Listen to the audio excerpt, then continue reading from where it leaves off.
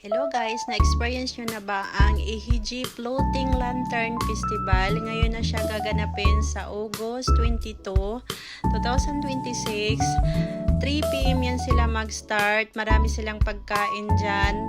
Hanggang gabi yan. May hanabi pa silang gaganapin dyan guys. Napakaganda. Kung gusto nyong ma-experience, punta kayo ngayong Sabado na siya sa 22 na siya gaganapin. So marami silang Diyos, may mga inumin, kaya kasama ko yung mga kaibigan ko niyan.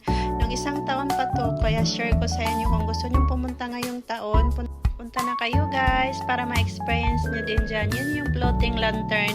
Yun yung mga nagpipray kayo pero may bayad dyan, bibilihin nyo yan. Ilagay ko dyan sa baba kung magkano yung babayaran nyo. Kung gusto nyo magpa-reserve din ng upuan, may bayad din yun guys, pero depende yun sa inyo kasi marami namang lugar na pwede yung pag-uupa na hindi na kayo magbayad. Pwede rin kayo magdala ng inyong upuan tsaka pagkain. Depende yun sa inyo kung gusto nyo mag-stay doon ng matagal hanggang matapos yung hanabi or fireworks. Yun lang guys. Thank you sa inyong panonood.